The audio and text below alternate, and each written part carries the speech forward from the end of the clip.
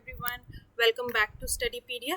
चलिए आज जो एसएससी सीजीएल 2026 के लिए मॉक टेस्ट अवेलेबल है ऑलिव बोर्ड की वेबसाइट के ऊपर, उसका मैथ सेक्शन का सोल्यूशन करेंगे। देखिए ये जो मॉक टेस्ट है वो कल शाम 7 बजे तक अवेलेबल है।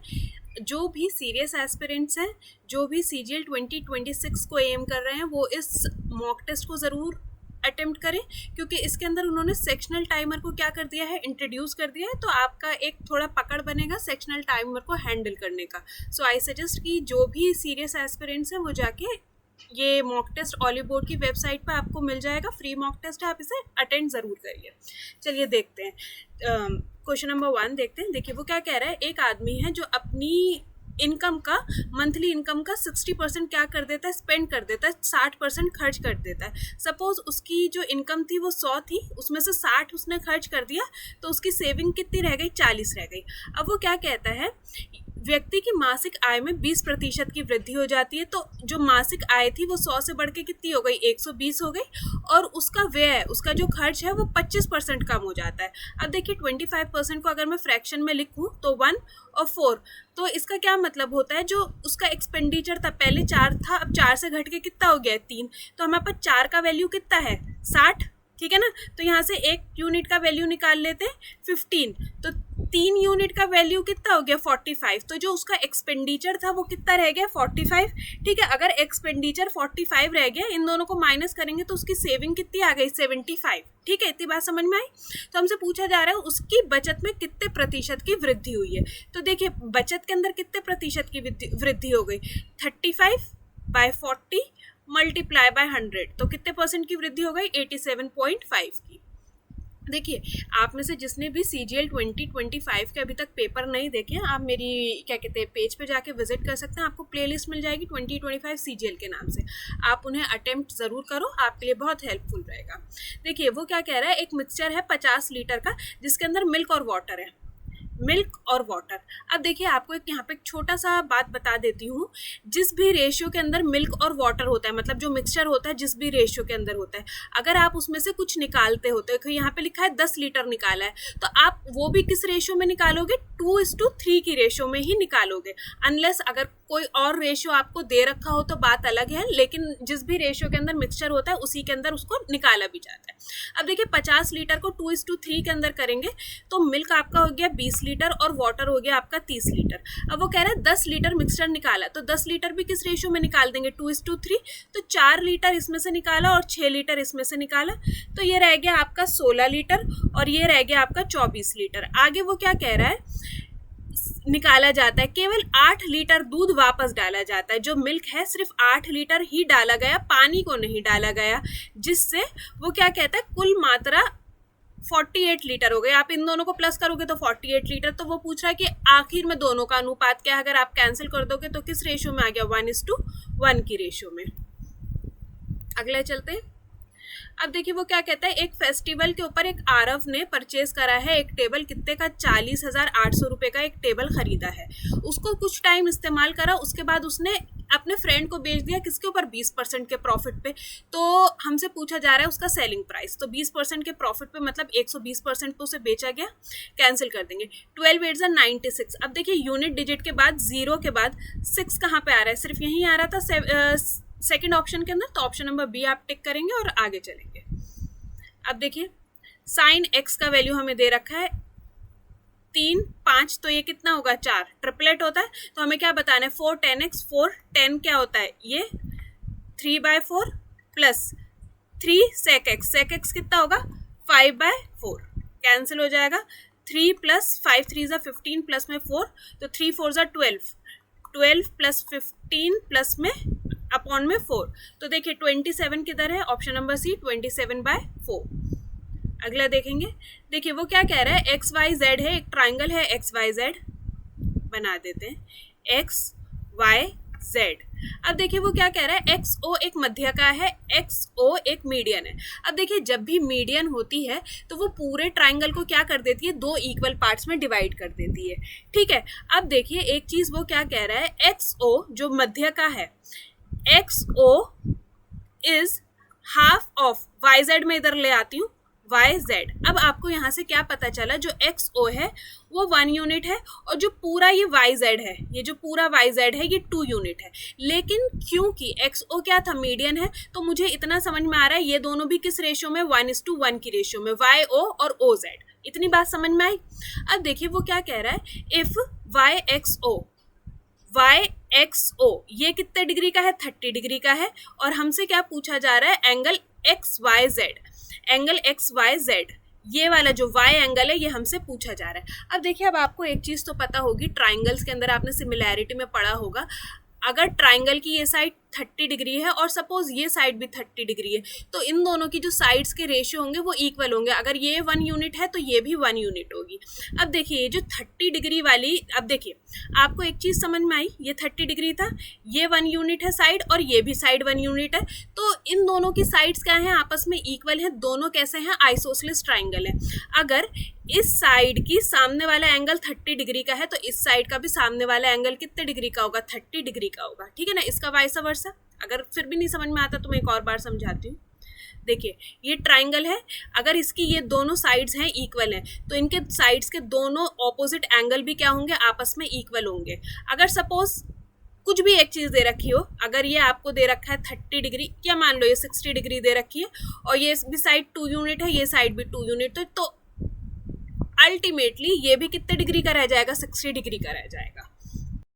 देखिए वो क्या कह रहा है, एक हेमिस्फेयर है जिसका रेडियस है 6 सेंटीमीटर, एक अर्थ गोला है जिसकी त्रिज्या हमें दे रखी है 6 centimetre, attach to the top of a cylinder. देखिए एक ऐसे करके सिलेंडर था जिसके टॉप के ऊपर उन्होंने क्या करा है, हेमिस्फेयर अर्थ गोले को अटैच कर दिया है, ठीक है। हैविंग द सेम रेडियस, मतलब जो इनका दोनों का रेडियस है वो 6 सेंटीमीटर है, और जो हाइट है सिलेंडर की वो कितनी दे रखी है हमें, 10 सेंटीमीटर। हमें पूछा गया find the total volume of the solid. अब देखिए सिलेंडर का वॉल्यूम क्या होता है, पाई आर का स्क्वायर, आर कितना है 6, इनटू में एच हमें दे रखा है 10, प्लस जो हेमिस्फेयर होता है उसका वॉल्यूम क्या होता है 2/3 पाई आर का क्यूब, आर कितना है 6 इंटू में 6। इसे कैंसिल कर देंगे, 3 2 जा, तो ये कितना हो जाएगा, 6 6 जा 36 इंटू में 2 72, और फिर 72 इंटू में 2 ये हो जाएगा 144 पाई, प्लस में ये हो जाएगा 6 6 जा 36 इंटू में 10 360 पाई। इसे आपस में प्लस कर देंगे तो आंसर कितना आ जाएगा, 504 पाई। अगला क्वेश्चन चलते हैं। देखिए वो क्या कह रहा है, एक सर्कुलर गार्डन है, is surrounded by a path. एक वृत्ताकार बगीचे के चारों ओर 4 मीटर चौड़ा औसत रास्ता है। देखिए एक ये मैं मान लेती हूँ, ये एक सर्कुलर गार्डन था, इसके चारों तरफ एक ये 4 मीटर चौड़ा रास्ता है। ये जो रास्ता है इसकी चौड़ाई कितनी दे रखी है हमें, 4 मीटर। अब तो वो क्या कह रहा है, इफ द टोटल एरिया का क्या मतलब होता है, कुल क्षेत्रफल, मतलब ये प्लस ये, ठीक है ना। अगर मैं सिर्फ एक ये बड़े वाले सर्कल की बात करूं तो ये हो जाएगा कुल क्षेत्रफल। तो वो क्या कहता है, यदि कुल क्षेत्रफल मूल क्षेत्रफल का 2.25 गुना है। अब देखिए पाई आर का स्क्वायर, अगर ये छोटा वाला सर्कल था उसका एरिया ये होता है, और बड़ा वाला सर्कल अगर मैं मान लूं, बड़े वाले रेडियस को मैंने आर मान लिया, तो वो पाई आर का स्क्वायर हो गया। अगर मैं इसको रेशियो में बात करूं तो आप देखिए ये जो आर स्क्वायर था ये बढ़ के कितना हो गया, आर स्क्वायर, ठीक है ना। तो ये आर स्क्वायर का वैल्यू आपको कितना दे रखा है, 2.25। यहाँ से अगर आप आर का वैल्यू निकालोगे तो ये कितना आ जाएगा, 1.5। इसे रेशियो में लेके आएंगे तो ये कितना हो जाएगा, 5 3 जा 5 2 जा। तो ये बड़ा वाला आर है, ये छोटा वाला आर है, समझ में आया। अब हमसे क्या कहा गया है कि तो बगीचे की त्रिज्या कितनी है, ये जो छोटा वाला सर्कल था इसका रेडियस कितना है। अब देखिए दोनों के रेडियस में फर्क कितना आया, 1 यूनिट का, ठीक है। 1 यूनिट का वैल्यू उसने हमें कितना दे रखा है, 4, क्योंकि चौड़ाई जो है वो उसने हमें 4 दे रखी है, तो 1 यूनिट का वैल्यू हमारे पास कितना है 4, और हमसे क्या पूछा जा रहा है 2 यूनिट का वैल्यू, तो मल्टीप्लाई बाय 2, तो 2 4 जा 8। तो जो छोटा वाला सर्कल है उसकी रेडियस कितनी हो गई, 8 मीटर। अब देखिए, अब ये आपको पता होगा ये किसका क्यूब है, 14 का, 14 प्लस में 11 ये हो जाएगा 25, अंडर रूट में बाहर निकालेंगे, आंसर विल बी 5।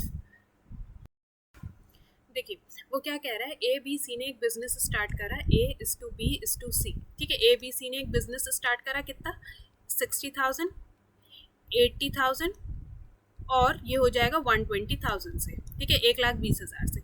अब वो कहता है 4 महीने के बाद, मतलब 4 महीने ऐसे ही चला, ए ने अपनी क्या कर दी, कैपिटल को हाफ विड्रॉ कर लिया, तो मतलब अब उसकी कैपिटल रह गई 30,000। अब देखिए 4 महीने ये चल चुका है, तो बाकी कितने महीने, 8 महीने, ठीक है। ये 8 महीने 30,000 उसकी कैपिटल चली, और वो बी के लिए बोलता है, बी ने अपनी इन्वेस्टमेंट को डबल कर दिया, तो पहले 80,000 थी, अब कितनी हो गई, 1,60,000, वही 4 महीने के बाद, तो ये 8 मंथ चला, ठीक है। और सी ने अपनी कैपिटल के साथ कुछ नहीं करा, तो ये पूरा 12 मंथ चला। तो हमसे कहा गया है कि at the end of a year, जो आखिरी मतलब साल के आखिर में 2,16,000 का प्रॉफिट होता है, तो हमें बताना है सी को कितना प्रॉफिट मिला है।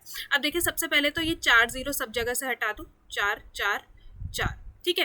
अब 4 की टेबल से कर देते हैं, 4 1 4, 4 2 8, 4 3 12, 4 1 और 4 2, देन 2 से कैंसिल करेंगे, 2 1 2 6, ये हो जाएगा 2 4, यहाँ से 2 कैंसिल, और ये हो जाएगा 2 3, तो अब ये 3 + 3 ये हो जाएगा 6:2 में, ये 4 ऐसे ही 4 + 16, तो ये रह जाएगा हमारा 20, और ये हो जाएगा हमारा 6 3 18, अगेन कैंसिल करेंगे इसको, तो 2 3 10 और 9, ठीक है। तो ये आपकी क्या आ जाएगी, इसकी प्रॉफिट शेयरिंग रेशियो आ गया। अब देखिए एंड ऑफ द ईयर कितना प्रॉफिट हुआ था, 2,16,000 डिवाइडेड बाय, ये पूरा प्लस करेंगे तो आपका आ जाएगा 22 मल्टीप्लाई बाय सी का कितना शेयर है, 9।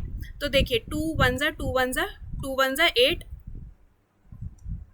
ठीक है, 0 0 0 8 9 72 और 9 1 9, इसको आप 11 से डिवाइड करना स्टार्ट करोगे तो 11 8, ठीक है। तो 8 पे एक ही ऑप्शन है आपका, तो 88,364 सी का शेयर रहेगा। आगे चलते, देखिए आपको एक चीज पता होनी चाहिए, कॉस 2 थीटा का क्या फॉर्मूला होता है, कॉस 2 थीटा का फॉर्मूला होता है कॉस स्क्वायर थीटा माइनस में साइन स्क्वायर थीटा, ठीक है। अब देखिए ये अगर मैं इसको सिंप्लीफाई करूं तो ये क्या है, sine square plus cos square, मतलब a + b और a - b, sine square minus में कॉस स्क्वायर, ठीक है ना, समझ में आया। a square plus B square का फॉर्मूला कैसे बनता है, तो a की पावर 4 माइनस b की पावर 4 है, तो sine square theta plus cos square theta कितना होता है, 1। अब देखिए अगर मैं इसमें से माइनस कॉमन ले लूँ, इसमें से मैंने माइनस कॉमन ले लिया, तो ये मेरे पास क्या बन गया, कॉस स्क्वायर थीटा माइनस में साइन स्क्वायर थीटा, और मैंने cos square theta minus sign square theta का वैल्यू कितना बता दिया, 2 थीटा, माइनस से मल्टीप्लाई कर देंगे तो आंसर रहेगा -2 थीटा। देखिए क्वेश्चन देखते हैं, वो कहते हैं जब एक वस्तु के क्रय मूल्य में पिछले क्रय मूल्य से 16/15 मूल्य की वृद्धि की जाती है, तो देखिए क्रय मूल्य कॉस्ट प्राइस की बात करते हैं, ओल्ड और न्यू, वृद्धि की जाती है, तो मतलब देखिए पुराना जो था 15 था, 15 से बढ़ के कितना हो गया, 16 कॉस्ट प्राइस, ओल्ड और न्यू, ठीक है ना, पुराना और नया। अब वो क्या कहता है, लेकिन विक्रय मूल्य समान रहता है, जो उसका सेलिंग प्राइस है वो कैसा रहता है, सेम रहता है, लेकिन दुकानदार को 33.33% का कम लाभ होता है। 33.33% का क्या मतलब होता है, 1/3, ठीक है। तो जो प्रॉफिट था पहले होता था 3 यूनिट, अब 3 से घट के कितना हो गया है, 2 यूनिट, तो नया जो प्रॉफिट हुआ, जो आपका नया प्रॉफिट आया वो कितना आ गया, 2 यूनिट, और जो पुराना प्रॉफिट था वो कितना था, 3 यूनिट। इतना बात समझ में आया, प्रॉफिट। अब देखिए जो आपका क्रय मूल्य होता है, सॉरी विक्रय मूल्य या सेलिंग प्राइस बोले, वो हमेशा किस चीज से मिलकर बनता है, कॉस्ट प्राइस प्लस में प्रॉफिट। अब देखिए यहाँ पे भी देखो 18 यूनिट और यहाँ पे भी देखो तो 18 यूनिट, दोनों का जो सेलिंग प्राइस है वो क्या आ रहा है, इक्वल आ रहा है, अगर मैंने इन दोनों को प्लस कर दिया। और हमसे बोला उसने कि सेलिंग प्राइस कितना था, 180 यूनिट, तो मतलब 18 यूनिट का वैल्यू उसने हमें कितना दे दिया, 180 यूनिट, तो 1 यूनिट का वैल्यू कितना हो गया, 10 यूनिट। तो हमसे पूछा जा रहा है जो नया कॉस्ट प्राइस है वो क्या है, तो नया कॉस्ट प्राइस कितना हो जाएगा, 160 रुपये। समझ में आया, अगला चलते हैं। अब देखिए इक्वेशन दे रखी है हमें, स्लोप दे रखा है ढलान, जिसको हम m से डिनोट करते हैं, वो दे रखा है -3, और 2 पॉइंट दे रखे हैं, क्या ये है हमारे पास x1 और ये हमें y1, तो हमें बतानी है, इक्वेशन बनानी है लाइन की। तो क्या होती है, y माइनस में y1 इज इक्वल्स टू में m, x माइनस में x1, ठीक है। तो y हमारे पास नहीं है, माइनस में y1 इज इक्वल्स टू में m, x माइनस में x1, ठीक है ना। तो कैलकुलेट कर लेंगे, y -5 इज इक्वल्स टू में माइनस का 3x, माइनस माइनस प्लस 3 2 6, ये माइनस का इधर जाके प्लस हो जाएगा, तो आपका आंसर कितना रह जाएगा, y इज इक्वल्स टू में -3x प्लस में 11। अगला देखते हैं, देखिए इसके अंदर क्या पुट करेंगे, 30 डिग्री का वैल्यू पुट करेंगे। देखिए कॉजेक स्क्वायर 30 डिग्री, कॉजेक का क्या मतलब होता है, 1 में साइन, ठीक है। साइन 30 डिग्री पे कितना होता है, 1/2, ठीक है ना, 1/2 तो कॉज स्क्वायर कितना हो जाएगा 4, ठीक है ना। कॉज स्क्वायर की वैल्यू कितनी लिख दी मैंने 4। अभी देखिए सिर्फ इसका ये जो है इसका न्यूमरेटर सॉल्व करेंगे। अब देखिए कॉज का 30 डिग्री के ऊपर वैल्यू कितना होता है √3/2, ठीक है। अगर मैं √3/2 का स्क्वायर कर दूं तो कितना मिल गया मुझे 3/4, ठीक है ना। तो 3/4 माइनस में 2 इंटू में पावर क्या करिए 4, मतलब एक और बार, तो 3 3 ज़ा 9 और 4 4 ज़ा 16, तो 2 1 ज़ा 2 8 ज़ा 8, ये हो जाएगा मल्टीप्लाई बाय 2, ठीक है ना। 3 2 ज़ा 6 माइनस में 9, तो आंसर कितना आया माइनस का 3/8, ठीक है। इतनी बात समझ में आई। जो ये न्यूमरेटर है यहाँ पे आ गया माइनस का 3/8। ये कॉस की वैल्यू आ गई थी हमारे पास 4 कॉस एक की। अब देखिए 2 साइन स्क्वायर कितना होता है, देखो साइन की पावर 30 डिग्री पे कितनी होती है 1/2, इसका स्क्वायर करेंगे तो कितना हो गया 1/4, और अगेन इसका स्क्वायर करेंगे तो 4 4 ज़ा 16, तो 1/16, ये हो गया 1/8 माइनस में साइन स्क्वायर का वैल्यू कितना था 1/4, अगेन एलसीएम ले लेंगे 8, तो ये हो जाएगा 1 माइनस में 2, तो यहाँ पे आंसर कितना आ गया माइनस का 1/8, ठीक है। तो इन दोनों डिजिट्स को आपस में क्या करना है डिवाइड करना है, तो माइनस का 3/8 मल्टीप्लाई में, अगर मैं डिवाइड की जगह मल्टीप्लाई का साइन लगाऊंगी तो ये क्या हो जाएगा रेसिप्रोकल हो जाएगा 8/1 माइनस का, 8 से 8 कैंसिल, माइनस माइनस प्लस हो जाएगा, तो आंसर यहाँ पे कितना आ गया 3, और ये जो था ये आंसर था 4, तो 4 माइनस 3 आपका आंसर कितना आ जाएगा ऑप्शन नंबर डी 1। अगला चलेंगे। अब देखिए एक ट्राइंगल है ABC, अब देखिए इसके अंदर ये है A, ये है 30 डिग्री, B का वैल्यू आपको कितना दे रखा है 60 डिग्री, तो ये हमेशा C का वैल्यू कितना आ जाएगा आपके पास 90 डिग्री। देखिए जब भी आपके पास रेशियो ऐसे ही गिवन हो तो आपकी देखिए साइड्स का रेशियो क्या होता है, जो 30 डिग्री की सामने वाली साइड होती है उसे x यूनिट मानते हैं, इसे √3x मानते हैं और इसको मानते हैं 2x। तो हमें BC का वैल्यू, जो ये BC है मतलब x का वैल्यू हमें कितना दे रखा है 6 सेंटीमीटर, और हमसे AC का वैल्यू पूछा गया है। AC का वैल्यू कितना है √3x, तो x का वैल्यू हमारे पास 6 है, तो इसको मल्टीप्लाई कर देंगे तो आंसर कितना आ जाएगा 6 √3। देखिए वो क्या कह रहा है, एक स्कूल में टोटल 568 स्टूडेंट्स हैं, जिसके अंदर वो क्या कहता है, if the number of girls in a school are 2/3 more than the boys. तो देखिए 2/3 ज़्यादा है गर्ल्स किससे, बॉयज़ से। तो अगर आप यहाँ पे बॉयज़ इस टू गर्ल्स का रेशियो निकालो तो बॉयज़ कितने हैं 3 यूनिट और गर्ल्स कितनी हैं 5 यूनिट, ठीक है। तो हमसे कहा गया है कि कितनी गर्ल्स हैं उस स्कूल में, कितनी लड़कियां हैं। तो देखिए टोटल कितना हो गया 8 यूनिट, 8 यूनिट का वैल्यू हमें दे रखा है कितना 568, तो 1 यूनिट का वैल्यू कितना हो गया 8 7 सा 56, 8 1 सा 8, 71 यूनिट। तो जो गर्ल्स हैं लड़कियां हैं उनको मल्टीप्लाई बाय 5 उनके रेशियो से, तो आंसर कितना आ जाएगा 355, उसके अंदर नंबर ऑफ गर्ल्स है। अगला क्वेश्चन देखते हैं। देखिए वो क्या कहता है कि सम कारपेंटर्स प्रॉमिस्ड, मतलब कुछ कारपेंटरों ने, कुछ बढ़इयों ने एक काम को 20 दिन में पूरा करने का वादा करा, ठीक है। अब वो क्या कहता है, जब शुरुआत में काम शुरू हुआ तो उसमें से 8 अनुपस्थित थे, मतलब जो टोटल थे उसके अंदर से 8 क्या थे वो अवेलेबल नहीं थे। तो जो बचा हुआ काम, मतलब जो बाकी लोगों ने काम करा वो 40 दिन में पूरा करा। तो हमसे पूछा गया है बढ़इयों की मूल संख्या क्या थी, what was the original number of carpenter. तो देखिए इसके अंदर क्या करेंगे, मैन 1 इनटू में डे 1, मतलब कितने टाइम में काम कंप्लीट हुआ है, इज इक्वल्स टू में मैन 2 इनटू में डे 2। तो देखिए मैन 1 हमें नहीं पता कितने टोटल नंबर ऑफ कारपेंटर्स थे, उसे हम n यूनिट मान लेते हैं। n ने काम कंप्लीट करा 20 दिन में, बाकी 8 अनुपस्थित थे, तो मतलब टोटल n में से हमने 8 माइनस कर दिया, तो जो वर्क था वो कितने डेज में कंप्लीट हुआ 40 डेज के अंदर। कैलकुलेट कर लेते हैं, 2 2 ज़ा, तो n इज इक्वल्स टू में 2n माइनस में 8 2 ज़ा 16, तो n का वैल्यू कितना हो गया 16। यही हमसे पूछा गया था what is the original number of carpenters, तो कितने थे 16 कारपेंटर्स। आगे चलेंगे।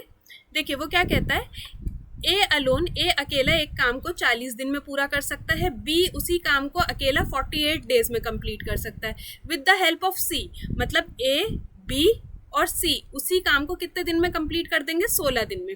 तो देखिए सबसे पहले एलसीएम ले लेंगे, इसका एलसीएम आ जाएगा 240 यूनिट, मतलब ये एलसीएम क्या होता है, टोटल वर्क होता है। तो ए का एफिशिएंसी 6 यूनिट, बी का एफिशिएंसी 5 यूनिट और ए प्लस बी प्लस सी का एफिशिएंसी कितना हो गया, 15 यूनिट। अगर आप यहाँ से देखो तो सी का एफिशिएंसी कितना आ जाएगा, 4 यूनिट आ जाएगा।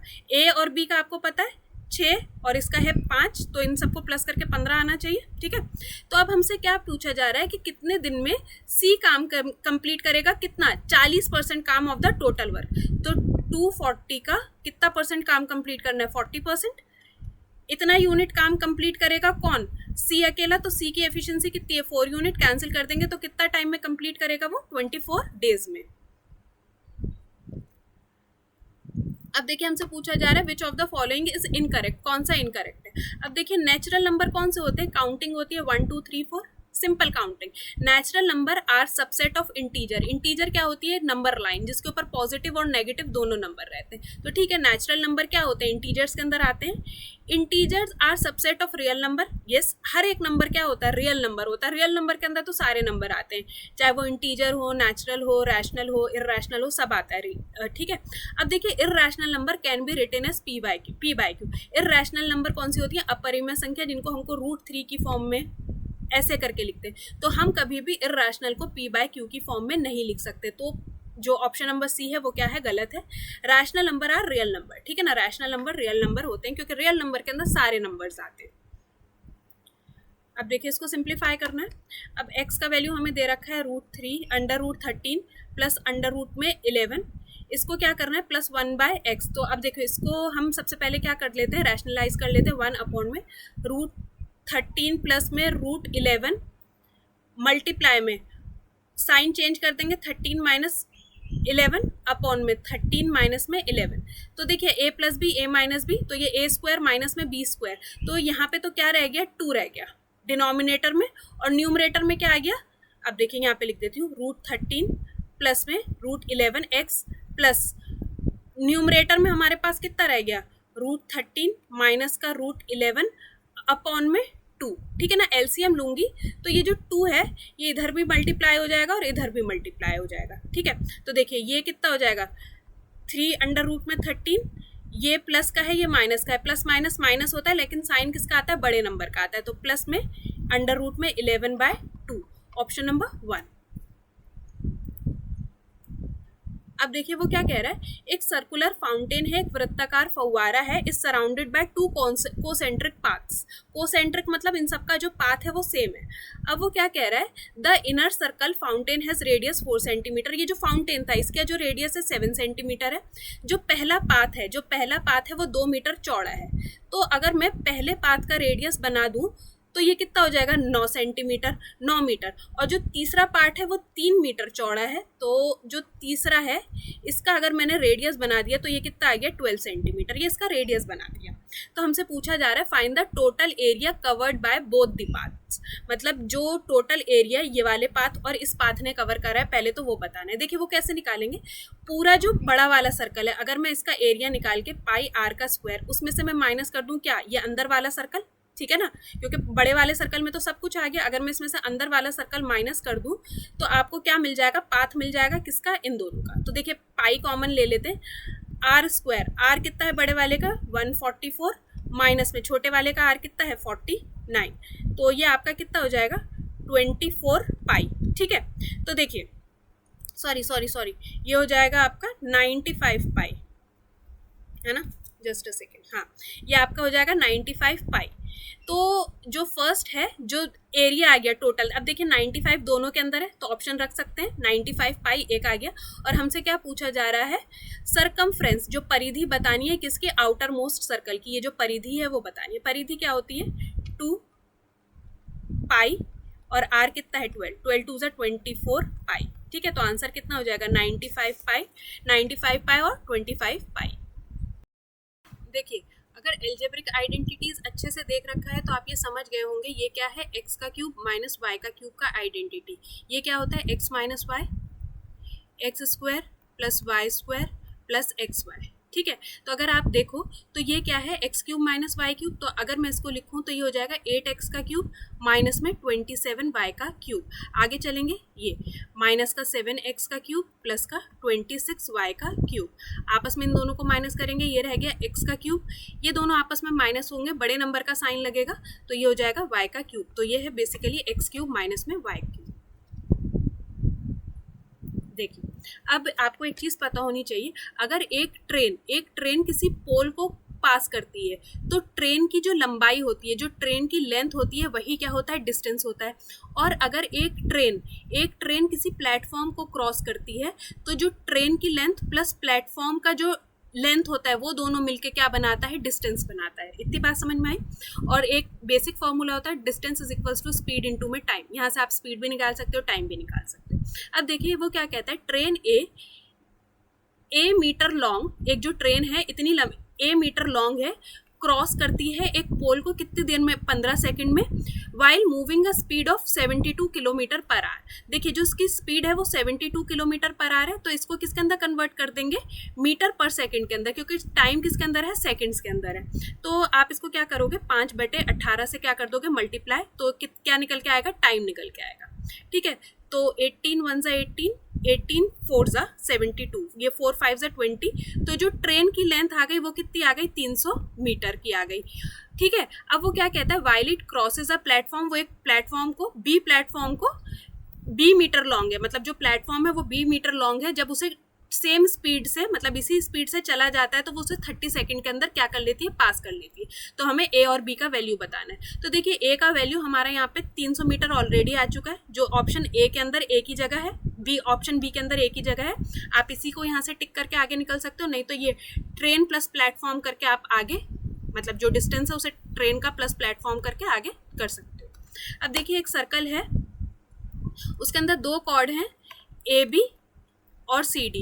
ये तो बहुत बारी पूछा गया है, आई होप ये इसका बेसिक तो सबको पता होगा। ये पी पे इंटरसेक्ट करते हैं, ए पी का वैल्यू है 12 और पूरा ए बी कितना दे रखा है, 28 सेंटीमीटर, तो ये बाकी बचा हुआ कितना हो गया, 16 सेंटीमीटर।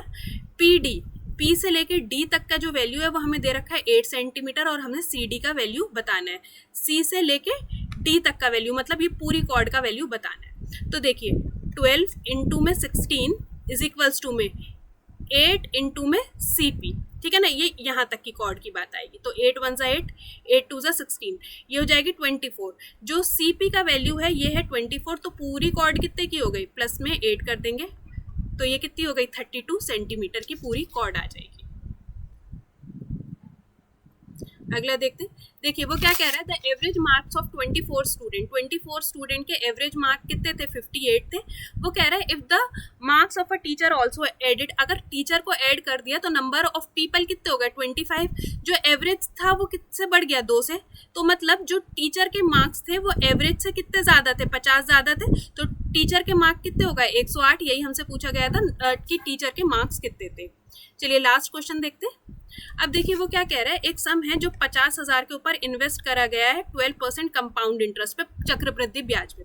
तो देखिए पहले साल के अंदर कितना हो जाएगा, ये अगर मैं इसको 112% कर दूं, ये कैलकुलेट करके 0 0 2 5 ज़ा 10, 5 1 ज़ा 5 6, 5 1 ज़ा 5, ठीक है, 56,000 रुपये आपका अगर पहले साल के अंदर आपका अमाउंट बनेगा वो इतना बनेगा। वो कह रहा है एक साल के बाद इतना अमाउंट उसने क्या कर लिया, विड्रॉ कर लिया। तो 11,200 रुपये विड्रॉ करने के बाद आपका जो अमाउंट बचा वो कितना बचा, 44,800। अब ये आपका क्या बन गया, प्रिंसिपल बन गया है सेकेंड ईयर के लिए। ठीक है, तो हमसे पूछा जा रहा है कि जो दूसरा साल का एंड है उसके एंड में उसका कितना अमाउंट बनेगा। तो इसका अगेन 112% आप करोगे, ये कैलकुलेट कर लोगे, आपका आंसर कितना आ जाएगा, 50176। सो आज की वीडियो में हमने पूरे 25 क्वेश्चन सॉल्व कर लिए हैं। होप वीडियो आपके लिए हेल्पफुल रहेगा। वीडियो में जितने आपके क्या कहते हैं मॉक टेस्ट के अंदर डाउट्स रहे होंगे वो सब क्लियर हो गए होंगे। वीडियो अच्छा लगा हो तो एक सब्सक्राइब ज़रूर करिएगा। और अगर अभी तक आपने 2025 के पेपर्स नहीं देखे हैं CGL 2025 के, तो आप प्लेलिस्ट जाके मेरी चेक कर सकते हैं। So thank you so much, मिलते हैं नेक्स्ट वीडियो में।